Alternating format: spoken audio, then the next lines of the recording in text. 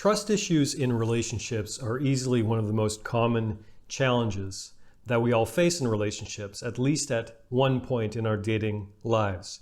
Many of us go through more trust issues, particularly when we're younger, but for other people, consistent, persistent trust issues can plague us for years or even decades into relationships. In today's Q&A video, I'm responding to a viewer who is struggling with trust issues and wants some advice on how to get started working through and overcoming these relationship trust issues. My name is Zachary Stockill, and since 2013, I've been helping men and women from all over the world overcome jealousy, overcome trust issues, overcome retroactive jealousy in their relationships. If you'd like to work with me one-on-one, or you'd like more information about my products and services, please visit my website at retroactivejealousy.com.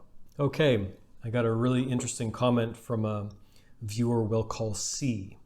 C writes, how do you solve trust issues? Not from retroactive jealousy, but things that are happening in real time, i.e.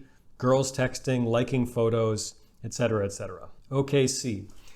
This is a huge question. I'm going to try to keep this brief. Number one, I think the most important thing to get a handle on this situation is to get a handle on what is yours and what is your partner's responsibility in this situation, in your trust issues, basically. What is your responsibility? What do you need to work on? What do you need to own? And what is your partner's? Now, I will tell you both from personal experience as well as the experience of over 8 years of really intensive one-on-one coaching that the most important component in that is getting clear about your own shall we say, role in this situation rather than your partner's. Because frequently when people are in this situation, the temptation is to put most of the responsibility on the partner. Say, you're doing this and it makes me feel X, you're making me feel Y, you're doing all these shady things. When really it would serve that person a lot better to take a long, hard look in the mirror and ask themselves, what am I doing in this situation? What could I be doing differently to help alleviate some of my own trust issues? And another serious benefit of focusing on your role primarily in this situation is because you can make certain changes. You can change yourself, you can change your perspective, you can ask yourself some important questions, as I'll get into in a moment, and you can't change other people. So let's just start there. Focus on what is yours and what is your partner's. Now, of course, that begs the question, how do you know what is your role in this and what is your partner's? Obviously, working with a great therapist or coach is can be a really good way of getting in touch with this question, getting an answer to this question, determining what is your responsibility in this situation and what is your partner's responsibility. Some questions you can ask yourself. Am I looking for drama or issues in the relationship because there's another need of mine that I feel is not being filled?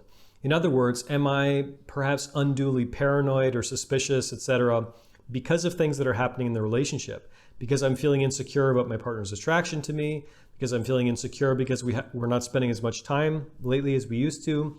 These are just examples, but try to ask yourself if there are other events or other situations going on in the relationship, totally unrelated to your trust issues, totally unrelated to jealousy, that could be inspiring some of these feelings that you're describing. Ask yourself if you're not bringing some baggage from your past into your current relationship.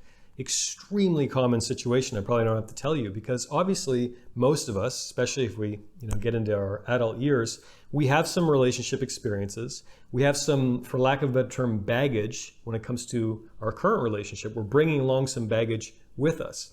And by baggage, I simply mean that in our past relationships, maybe we became accustomed to certain relationship dynamics or a certain level of trust or a certain way of responding to our partner and having our partner respond to us. We have certain relationship habits, some certain preconceived notions about what is a good relationship, what is a bad relationship, what is cheating, what is not, what is acceptable, what is not. And maybe in the past, we've been hurt before. Maybe in the past, we were trying to trust someone and it turned out, you know what, our suspicions were actually correct. That person was not worthy of our love, not worthy of our trust at the very least. They actually were, texting other women or texting other guys or whatever the case may be. So be sure that you're not bringing some of that past baggage into your current relationship. On that note, a great book to read on this topic of sort of dealing with the emotional baggage that we bring into our relationships is a book called When the Past is Present by an author called David Richo. That's R-I-C-H-O.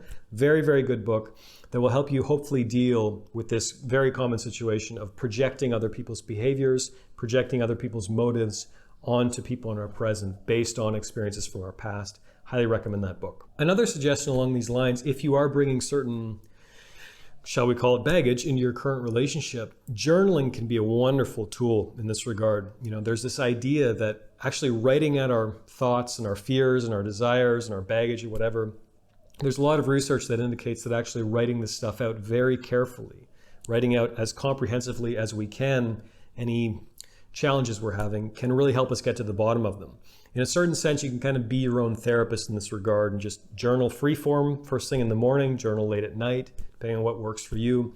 The point is, get in this habit of processing your emotions on the page.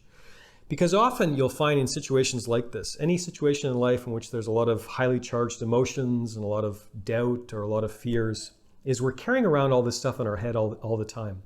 And there may be all kinds of different emotions and fears and subconscious fears and all this noise in our head. And when we can actually lay it out on a page in front of us and really kind of get exhaustive and clear about everything that's going on for us internally, all the different thoughts and responses and fears we might be having, and actually look at them physically, it can be often very, very clarifying. So I highly encourage you to do some journaling as well. Okay, so when it comes to your partner's role in all of this, how clear have you been, and how clear are you more generally on your relationship boundaries and values? You'll notice that I often talk about these things together. I don't think you can just have relationship boundaries, and I don't think you can just have relationship values. I think they need to go together. So when it comes to trust issues, obviously this is usually a question of boundaries. I would rather not be in a relationship with someone who does X. I don't want someone to be texting women all the time. I don't want to be with someone who's posting on Instagram incessantly and looking for attention from random people. You get my drift. There can be all kinds of relationship boundaries in the 21st century. There's no one-size-fits-all model for romantic relationships.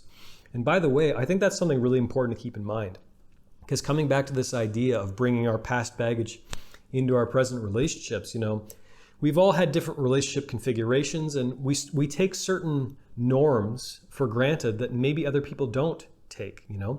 This is not to say that people can never be genuinely violating our boundaries and genuinely being shady and genuinely texting people behind our back. Of course not. But just remember that unspoken boundaries have a tendency to get violated. Often we take certain things for granted in relationships that are completely foreign and even strange to our partner. So how much have you actually talked about this stuff with your partner? Have you actually discussed your relationship boundaries and values, things that you would not feel comfortable with, things you expect from your partner, what monogamy means to you, how you can use monogamy as a bridge to deeper intimacy? How many of these conversations have you had? And above all, don't take it for granted that your partner has the exact same ideas about monogamy and faithfulness and all these things that you necessarily have. It's the 21st century. We can make our own rules in relationships. And make sure you've been clear with your partner about your own views in this regard, the actual type of relationship day to day that you want. I could say a lot more, but I'll end you with this idea that is something that I think that a lot of, in particular, jealousy sufferers need to really internalize, is stop looking for a sure thing. In other words, if you're mostly sure that your trust issues are based on, shall we call it, fiction, in other words, they're based on events that are not actually happening now. If you see your partner texting someone randomly, he's probably not texting some random woman. He's probably not being shady behind your back. If you know your partner really well and you're pretty convinced that, there's no real there, I don't actually have much to worry about, then remind yourself constantly that there is no such thing as a sure bet in relationships. And you'll drive yourself crazy if you go looking for the sure thing. Because if you're struggling with confidence issues, if you're struggling with trust issues, it can be all too easy to misinterpret your partner's actions, to ascribe motives to them that they don't actually have. And in general, just remember that there's no such thing as a sure thing when it comes to the human heart. There's certainly no such thing as a sure thing when it comes to relationships in general. And I believe that you can only truly enjoy your relationships once you get comfortable with the fact that every relationship is a risk, every relationship is a gamble, but you really wouldn't want it any other way. Part of the thrill, a huge component of the thrill of falling in love, is the falling. I often like to mention that there's this built-in component of uncertainty, risk, in the term itself, falling in love. And we wouldn't really want it any other way. Something else important to keep in mind if you're struggling with trust issues. But thank you for your question. Thanks for following along. Thanks for listening to my little rant today on trust issues. And if anyone watching this got anything out of this video, please take a moment to let me know by clicking the like button below, leaving a comment beneath this video with your thoughts, because the more engagement I get on this type of content, the more of it I'll create.